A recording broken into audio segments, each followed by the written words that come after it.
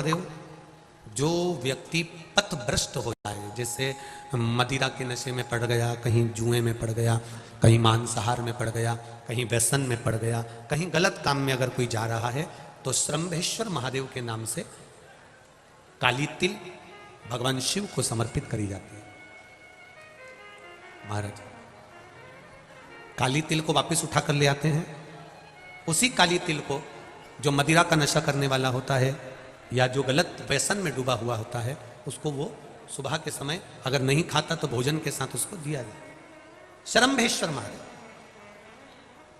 एक बेलपत्री का भी बहुत अच्छा प्रयोग है श्रम्भेश्वर महादेव का। मदिरा पीने वालों के लिए, मांसाहार, व्यसन में, जुए में, पेशावृत्ति में, पर नारी में, गलत जगह पर जो डूबे रहते हैं उनके लिए पहले की कथा में उसका वर्णन किया है बेलपत्री। श्रम्भेश्वर महादेव, एक बार सब बोलेंगे, कौन से महादेव? श्रम्भेश्वर महादेव।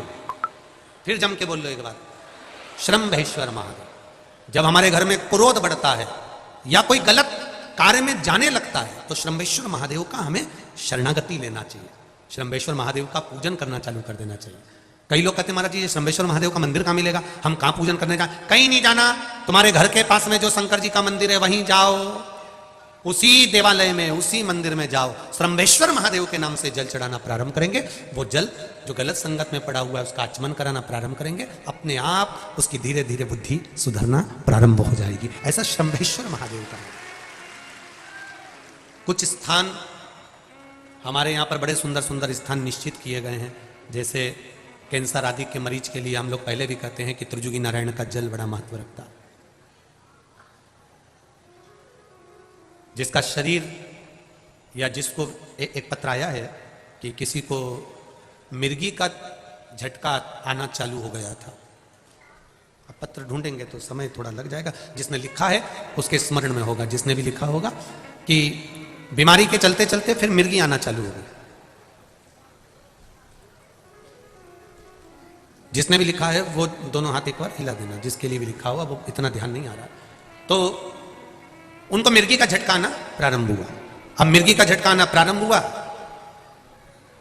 कई महीने निकल गए, मिर्गी के झटके बंद नहीं हुए। तब उन्होंने पत्र में लिखा है कि श्रम्भेश्वर महादेव का आपने जो वर्णन करा था 31 बेलपत्र वाला, गुरुजी हमने वो 31 बेलपत्र वाला प्रयोग करना प्रारंभ करा और उन्होंने पत्र में लिखा है कि मिर्गी के झटके भी बाबा की कृपा से ठीक हो गए हैं, अब कोई झटके उनको आ नहीं।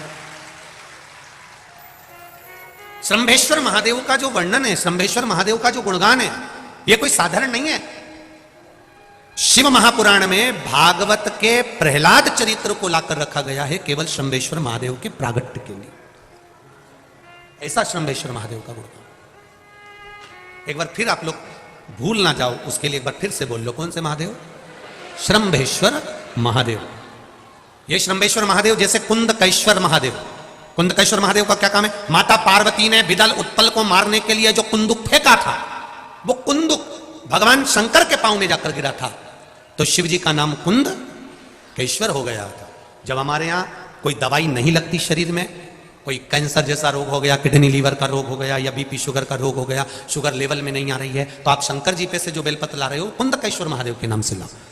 दवाई खाओ, डॉक्टर को दिखाओ, सारी जांचें कराओ, डॉक्टर के अनुसार चलो, डॉक्टर जैसा बताए वैसा करो, पर उस दवाई को भी शिव जी से कहकर कि बाबा कुंदकेश्वर महादेव का नाम लेकर उस दवाई को भी हम कुंदकेश्वर महादेव का प्रसाद समझकर पाना प्रारंभ करो, धीरे धीरे आराम लगना प्रारंभ होगा।